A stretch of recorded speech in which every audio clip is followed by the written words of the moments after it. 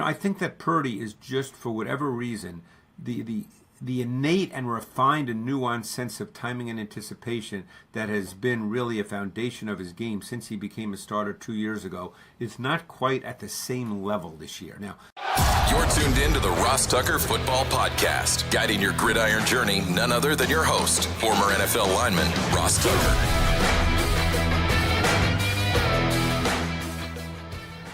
Oh, yeah, it is. But it's not just any Ross Tucker Football Podcast. It is a teaching tutorial Thursday. That means the GOAT, Greg Cosell, is in the house. So fired up. Tomorrow I'll give you all of my winners. Hopefully you guys have tried to spread the word or taken advantage of a sponsor or YouTube or whatever. But we got to get to Greg, who's always presented by Smirnoff, the world's #1 vodka. Please drink responsibly. The Big Show. All right, Greg, let's dive right into it. One of my favorite 20-minute periods of the entire week, every week. We'll start with tonight's game, Steelers and the Browns. I don't know how they keep doing it, Greg, but they keep doing it. The Steelers, they win these close games. It's uncanny. What are you seeing from them on tape, whether it's offense or defense? well, I think, as we've discussed, they're very much a defined team. They have a specific identity. On offense, they want to run the football. Even when they don't run it for a lot of yards, because of their defense, they can stay with their run game. So I think, for instance, last week, Warren and Najee Harris combined for 35 rushes, the two of them, only for 119 yards. But they can stay with it. Their defense is really, really good. And I think that's sort of the kind of the key. And that allows Russell Wilson to play to what he is, which essentially is a player that can throw the deep ball really, really well, can still move around. They get him outside the pocket quite a bit with design movement. He's never been what you'd call a true drop back progression reader, but they don't really ask him to do a lot of that. But the Steelers' defense is really, really good. I mean, when they played Lamar last week, and it'll be a little different approach this week versus Jameis Winston, obviously, because Jameis Winston is not going to run around. But when they played Lamar, they were so disciplined with both their pass rush, their zone coverage concepts. They read routes extremely well. They played a lot of single high safety. They played very few snaps out of a 2 high safety structure. They just play really, really good defense. And one player that I love, and I loved him coming out of college, he's now in his second year, I think he's absolutely terrific, is their D tackle, Keanu Benton. I think he's a really, really good player. He has played awesome. And you combine him with, it feels like Cam Hayward found the fountain of youth, yep. Greg. Yep. It's a great point. And I think that, obviously Watt's a great player. Herbig was back last week. He shows up all the time. They're working in Preston Smith, playing him both outside and inside when they go to their sub fronts, Ross, on third down. And Peyton Wilson, the rookie, they basically have 2 nickel packages, and it depends on down and distance and field position. So they'll play nickel, and Landon Roberts will play, let's say, if it's 1st and 10. But then when they get into pure pass situations or depending on the game flow, Peyton Wilson, the rookie from NC State, will play, and he's played very, very well for them. He certainly has. It's one of those situations where a lot of the moves they've made have worked out. Let's talk about some of the Sunday games now, Greg. I'm intrigued by the Vikings and the Bears. Really, both quarterbacks. I mean, obviously, I'm probably most curious about what you saw from Caleb Williams in his first game with the new OC.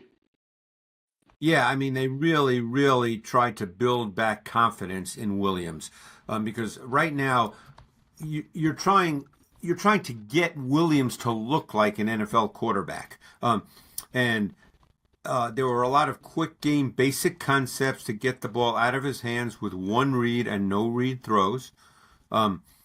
There was some no huddle, and I think you're trying to give him some pride of authorship to make him feel like he's in charge. One thing that I really noticed, though, on a couple of the early third downs, and I think this is also a way to get him feeling comfortable, is on some of the early third downs, Ross, there was no check down option. And my guess is they probably told him, I don't know this, I'm not there, but my guess is they told him, hey, look, here's the route design. If you don't see it, run. That's the check down, the scrambling. Because I think he feels more comfortable when he can play that way. There are a lot of quarterbacks who are movement quarterbacks and have played that way their whole lives are obviously very comfortable when they can move around. So so early in the game, there were no real check downs on third down, and the check down was him scrambling. I think he had 9 rushes, which is the most for his career. So I think that's a really good point, Greg, for sure. Felt like, I don't know if you got a chance to watch, felt like Sam Darnold played better than he had in a while as well against that Tennessee defense, which is interesting because that's my game on Sunday, Greg. It's the Titans at the Texans. I'm curious, whatever jumps out at you. I love to get some nuggets from you that I can steal and use during the game on CBS. Well, just you're going to give me credit this week? Definitely not. Definitely nope. Well, just, you mentioned the Titans. They actually have a pretty good defense. And in this particular game against Darnold, and it'll be interesting to see what they do against C.J. Stroud, and we'll get to that in a sec. But the Titans featured multiple pressure concepts. They had a lot of 5-man zone pressures. They had 4-man sim zone exchange pressures where they brought a second level or a third level player, but it was still a 4-man pass rush. Obviously, they were trying to speed up Darnold, force him into mistakes. That didn't really happen. It's funny because the week before, Darnold threw 3 interceptions, and I didn't think any were his fault in terms of poor reading. I thought he made an inaccurate throw on one. I thought there was a miscommunication between he and Jefferson on one. But I didn't think it was a function of what people automatically assume when they see 3 interceptions on a sheet of paper about Darnold, and they just go, oh, there's Sam Darnold throwing picks again. But picks, as you know, you've got to look at each interception as an individual play, not just as a stat on a sheet of paper. But getting to the Texans' offense, their O-line, as you probably know, has not played at a really high level this year, particularly in pass protection. And I think that's one reason why Stroud has not looked anywhere near as comfortable this year. I think he's been rushing things. I think he's been trying to make throws. The interception, for instance, he threw the other night, he threw that way too early. He hurried that. He did not wait for the route to develop.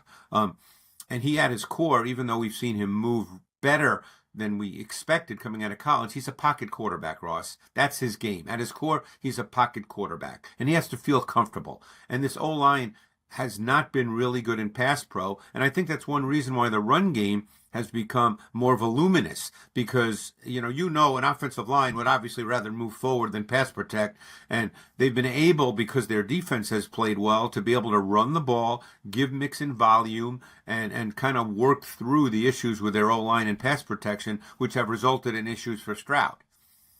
It's funny you say that because they are run blocking well, and Mixon has been an unbelievable signing for them. He's really become, as you would say, the foundational piece of their offense, which is awesome. I'm a little bit perplexed. This is the line they thought they would have. This is the line they want to have. It's not like it's been a bunch of injuries. Now they've really struggled at left guard. I mean, really struggled. Yeah. They're on their 3rd guy there, and Juice Scruggs, who played there last year. So we'll see, but that there's no question that's been a major issue. What about Greg? Let's talk about the Lions and the Colts. Felt like watching it and seeing the statistics that might have been Anthony Richardson's best game as a professional, and certainly those 2 rushing touchdowns. He needs to go with the Cam Newton model, I feel like, Greg. Like, that's kind of should be the guy he aims to be.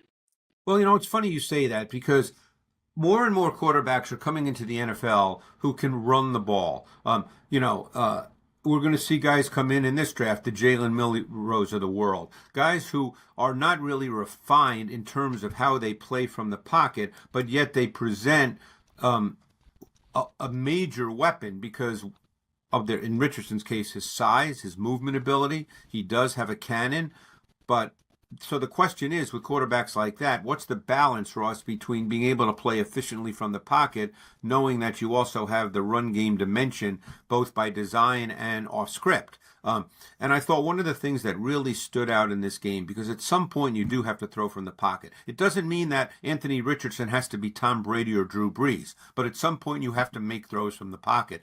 And I thought that in this game, particularly when he set his feet and was on balance, and transferred his weight, he made precise ball location throws. And that's what stood out to me. That's what's going to have to become the case. He doesn't have to be a 70% passer. He doesn't have to be the kind of quarterback that just, boom, boom, boom, everything is precise.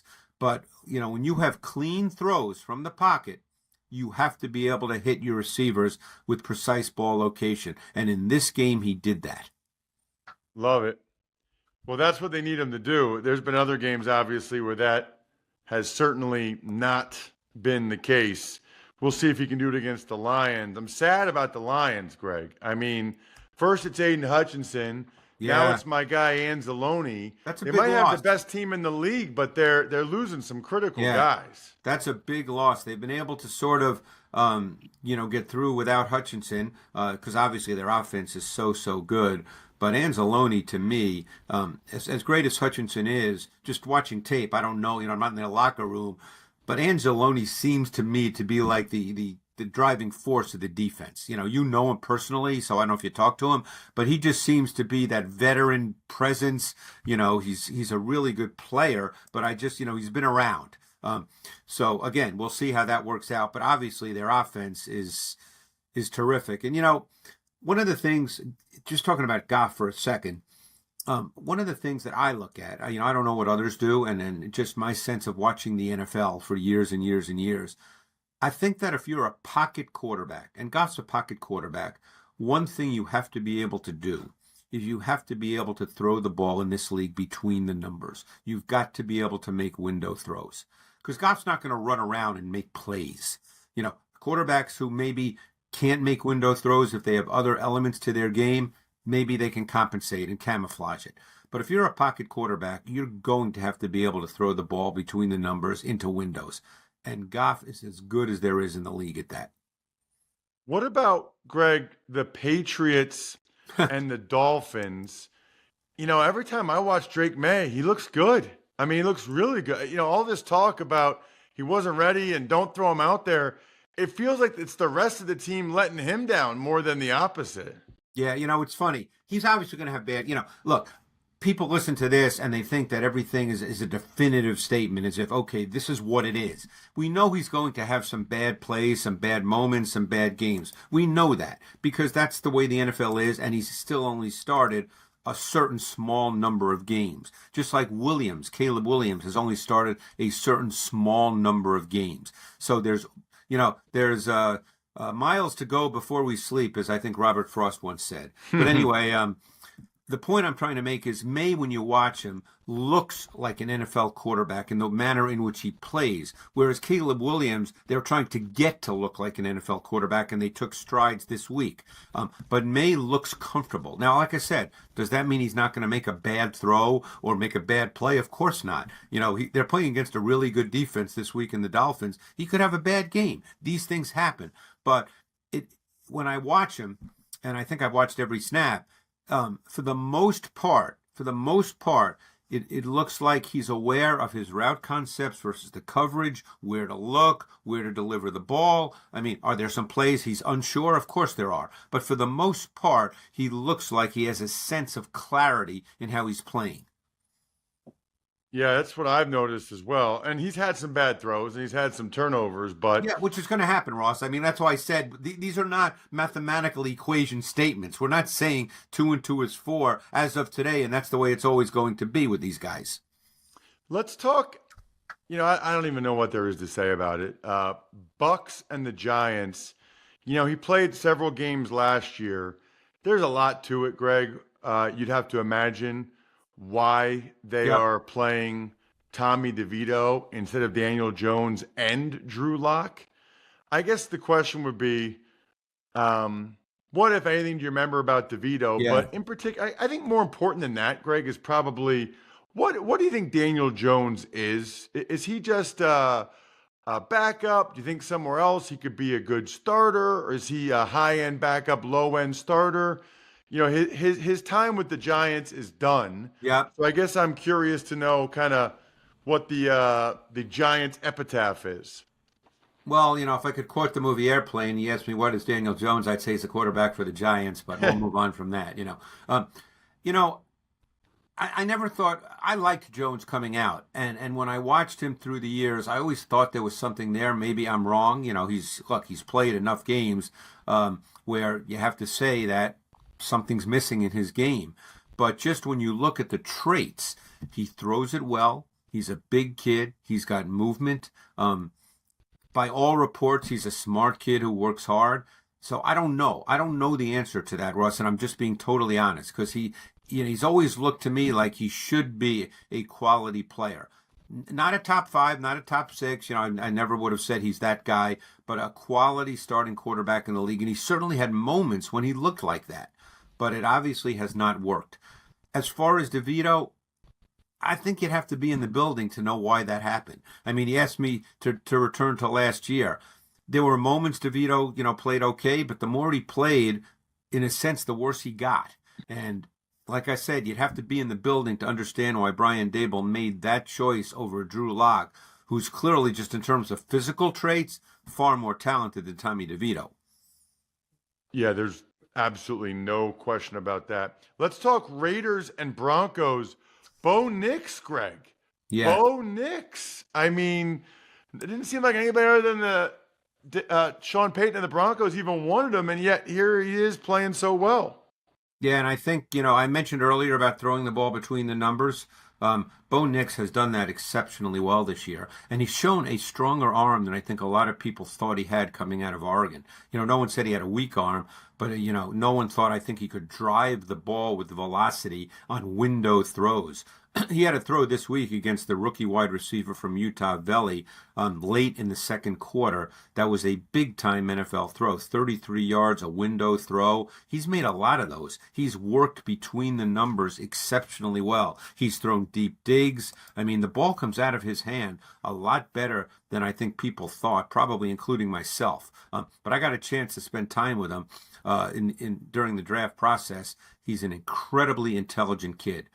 He called all the protections at Oregon, so he's was ahead of the game in that regard coming into the league, and you can see the incremental growth in his game. He's an efficient player. I mean, think of Sean Payton's offense, and we're not comparing him to Drew Brees, but the point I'm trying to make is the way that offense is built, Ross, it's built for the quarterback to be efficient, not necessarily to, have 10 yards per attempt, but to be efficient. And last week, he was 28 for 33, against a good Falcons team. So, he's playing at a high level in terms of efficiency. He's a good athlete. He can make plays with his legs. There's a lot to like about Nix up to this point in the season. So interesting because nobody put him in the conversation with any of the other guys at the top of the draft. He was never, it was kind of like an afterthought. And No. We'll see. I think he probably doesn't have the same, at least the thought is the same physical ability as some of those guys. But man, he's looked really, really good. Sure has.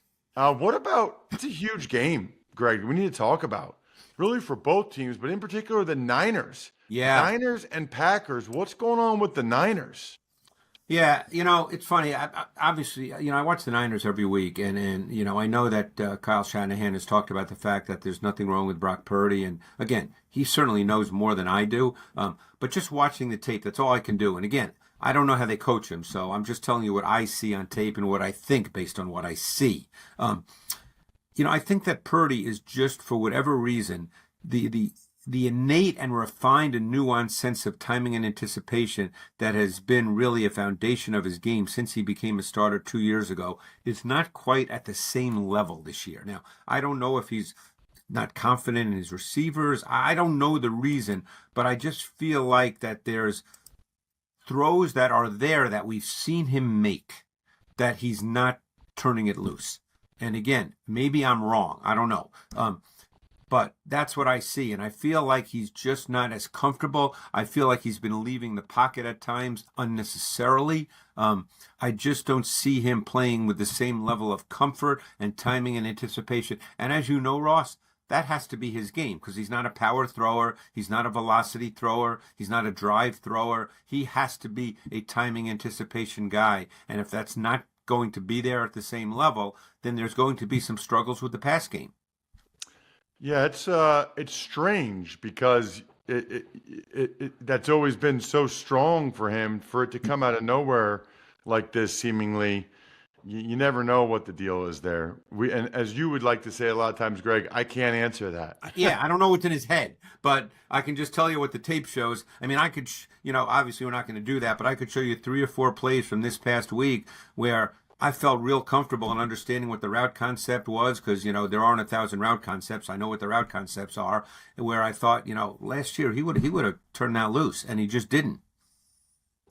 Let's talk about Sunday Night Football.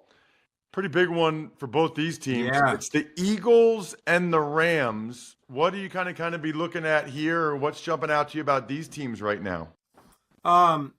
I think the Eagles' defense over the last 6 weeks, and people can talk about the nature of the opponent. It's the NFL, Ross. You know that. You played. It's hard to win every Sunday in this league, no matter who you're playing. You know that. You played. Their defense has been unbelievable the last 6 weeks. And to me, it's all in the nuance and the details of the Vic Fangio scheme. Because that's what defense is in many ways. It's those little details. Yeah, if you have great players who make individual plays, Jalen Carter's been playing well. He flashes every week. But just the way they play their coverage on the back end, because it's a quarters structure starting point with essentially 4 across, and then they can do a lot of different things. But there's other elements that go into that with the underneath defenders that are so critical in a Vic Fangio scheme, and the little details and the little nuances, which, for instance, showed up on the Reed Blankenship interception this past week in the fourth quarter against Washington. I think they're doing that extremely well with young players. So their defense has really stood out to me. And Rams, I think the Rams defense has become really interesting too, Ross. I mean, their pass rush front now has 2 second-year players and 2 rookies, and that's going to just get better and better and better with Turner and Fisk inside and Verse and Young outside. That's a pretty good group. And now they're playing a ton of dime with Jalen McCullough, number 39, who's kind of become a critical piece in their defense. They're playing about 25% to 30% dime every week. So impressed with Les Snead drafting on defense the last couple of years. Oh, man. Just the Kitchens kid. I mean, it's really Kitchens unbelievable. is getting a ton of snaps too. They're playing big nickel. That's a great name to bring up. Thanks. I wanted to mention him. I'm glad you brought that up. Yeah. What about Ravens Chargers? Lastly, Greg. Chargers are a fascinating team because they're in the Harbaugh mold. Herbert's not thrown an interception in 8 games. The ball comes out of his hands so easily. They're so multiple in what they do in terms of use of personnel. We know about the run game with Greg Roman. They're kind of an interesting offense to watch because you don't think of them as being explosive like those, the offenses that we normally think of, but their use of personnel is really good. McConkey has become, he's just one of those guys. You should have seen, I don't know if you saw it, he ran some routes against Mike Hilton last week. He just made him look silly at the top of his route step. I mean, McConkey's just one of those guys. He knows how to run routes. He's so refined. So they're to me kind of a really interesting team because they're very solid in everything they do. Check him out on social media at Greg Cosell. He is the man. Thank you, Greg. Thanks, Ross. Smirnoff knows there's no I in football. It's a we thing. An experience best enjoyed together with good drinks and good folks. There's a reason why Smirnoff's the world's #1 vodka and an official vodka partner of the NFL. This year, there are more opportunities to watch football and make delicious Smirnoff cocktails than ever before. Thanksgiving, Black Friday, Christmas, Smirnoff and the NFL are here with you every step of the way. Please drink responsibly. Smirnoff #21 vodka, distilled from grain, 40% alcohol by volume. The Smirnoff Company, New York, New York. Please do not share with anyone under legal drinking age. Smirnoff, we do game days. Tuck's Takes. All right, Ross, we got a game tonight between the Steelers and the Browns. Who are you liking in this one and why? Thursday night football pick, Jack, every week presented by DraftKings. DraftKings, the crown is yours. Gotta go Steelers, right? I mean, do I think the Browns could win the game? Absolutely. I was there, what was it now, probably a month ago, when the Browns were able to knock off the Ravens, which was huge. I could see them, home game, prime time, the Browns putting forth a really good performance. The problem is the Steelers are just so good in primetime games. I'm going with the Steelers to win the game. I'll say, I think it's close. I think it's a good competitive game. I don't think the Steelers score that many points. I think it's like 20-17 Pittsburgh. All right, Ross, other news. Phil Savage was named the interim GM for the New York Jets. Saw that. I think that's kind of a weird role, interim GM. I don't really know. I guess you don't want Joe Douglas making moves if he's definitely not going to be there, but Savage probably isn't going to be there either, is he? Maybe he can do something to convince him to stay. They also announced the modern era semifinalists, 25 of them. Same thing every year, Jack. They all look like guys that should be in the Hall of Fame to me, which just shows you how tough that is. And then Shedeur Sanders accepted an invite to the East-West Shrine Game and not the Senior Bowl, which I think is notable for those of you that are really into the draft. Other than that, I think we're done here. Thanks for tuning in to the Ross Tucker Football Podcast. Make sure to also check out Even Money, Fantasy Feast, and College Draft, all on the DraftKings Network on Samsung TV Plus, YouTube, or subscribe to the podcast on your favorite platform. Shout out myfrontpagestory.com.